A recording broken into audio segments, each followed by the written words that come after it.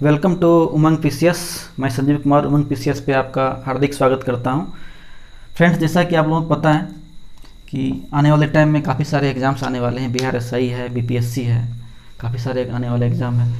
तो उसको जो है मतलब रखते हुए, नज़र में रखते हुए मैंने ये वीडियो आप लोगों के लिए बनाया है, जो कि बायोलॉजी से रिलेटेड है। और ये वीडियो आपके एग्ज़ाम के लिए जो है बहुत ही हेल्पफुल होंगे।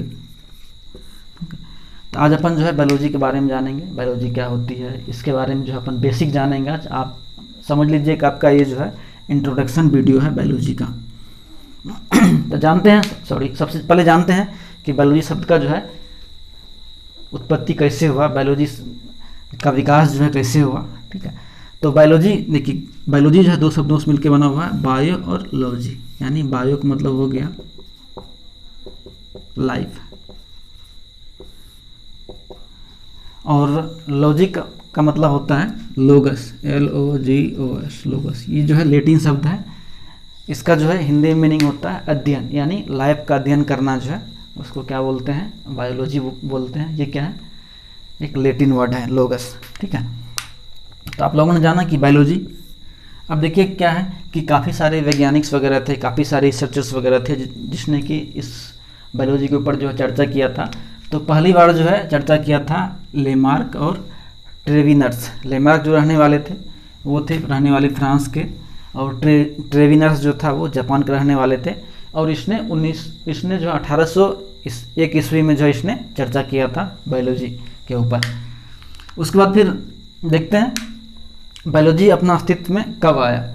तो 384 से 322 BC के आसपास जो है अरस्तु, आप लोग जाने होंगे, सुकरात के जो है ये शिष्य थे। सुकरात को जानते होंगे, सुकरात के ये शिष्य थे अरस्तु। इसने जो है जीव विज्ञान के क्रमबद्ध ज्ञान के रूप में जीव विज्ञान को जो है विकास किया। तो इसे जो है फादर ऑफ बायोलॉजी या फिर फादर ऑफ जियोलॉजी भी इसको कहा जाता है। इसकी एक बुक है, बुक का नाम है हिस्टोरिया एनिमिलियम। हिस्टोरिया एनिमिलियम।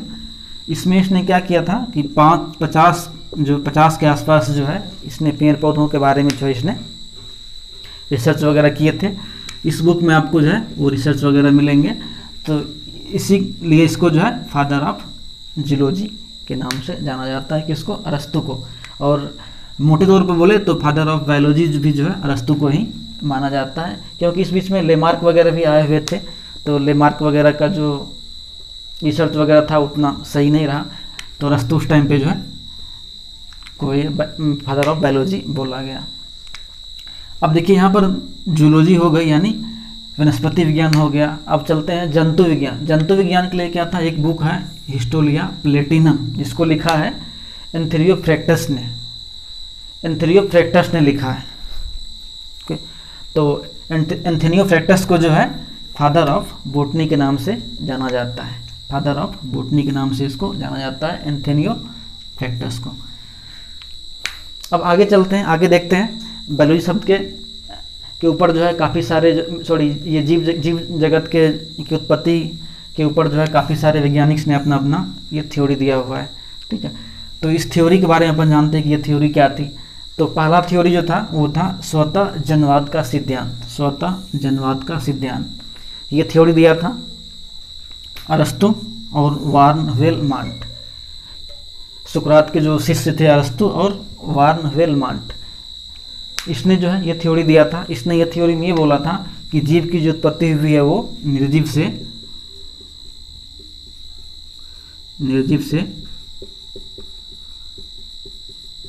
सजीव हुआ है, यानी निर्जीव चीज़ों से जो है सजीव चीज़ की उत्पत्ति हुई है। ये पहला थ्योरी था। उसके बाद जो है सेकेंड थ्योरी आया। सेकेंड थ्योरी आपका है जीवांत जीवोत्पाद का सिद्धांत।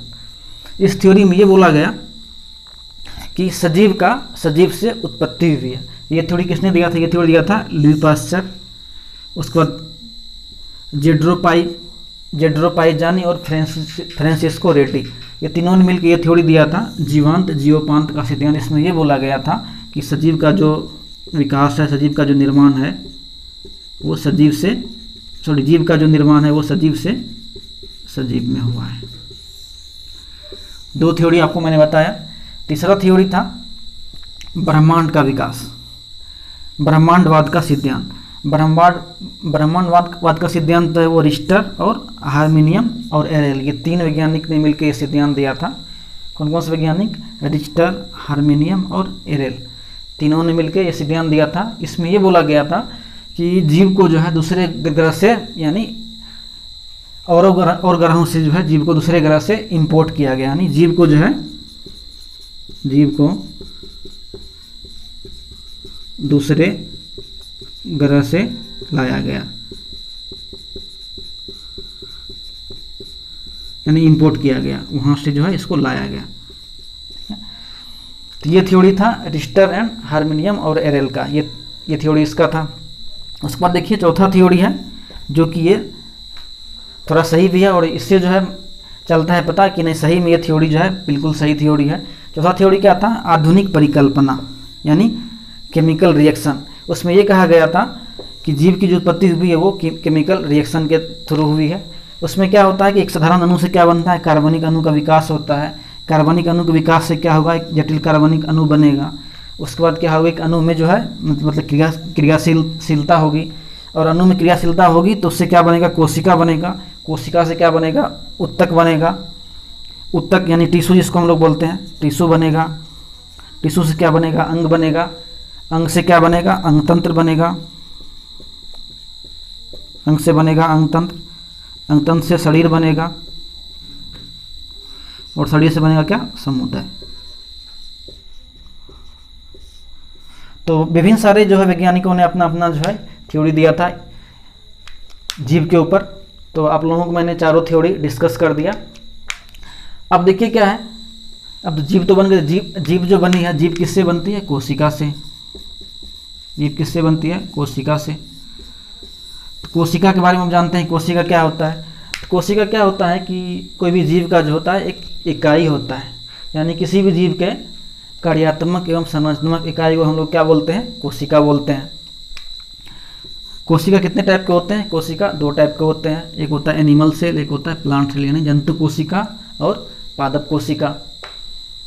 कोशिका दो टाइप के होते हैं, जंतु कोशिका और पादप कोशिका। और दोनों में क्या डिफरेंस है वो अपन जो है नेक्स्ट वीडियो में अच्छे से इसको कवर करेंगे। क्योंकि देखिए आप लोगों को पता है कि ये जो प्लांट सेल होते हैं इसमें क्या होते हैं? हरित लवक होते हैं, और एनिमल सेल में क्या होते हैं? हरित लवक नहीं होते हैं। हरित लवक एक बहुत बड़ा टॉपिक है, इस पर भी अपन जो है नेक्स्ट क्लास में चर्चा करेंगे। क्योंकि हरित लवक के कारण ही क्या होता है, पेड़ पौधों में क्या होता है कि प्रकाश संश्लेषण की क्रियाएं होती है। आप देखेंगे कोई पेड़ हरा है, कोई फल जो है लाल नीला पीला है, तो हरित लवक के कारण ही होता है। और इसमें क्या होता है, एनिमल सेल में क्या होता है? ये हरित लवक नहीं होते हैं।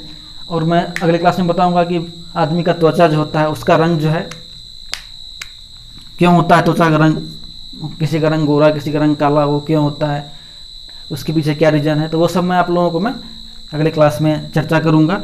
उसके बाद फिर और देखिए इसमें क्या है कि एनिमल सेल में क्या होता है? कोशिका झिल्ली होता है। एनिमल सेल में कोशिका झिल्ली होता है, और प्लांट सेल में क्या होता है? कोशिका भित्ति होता है।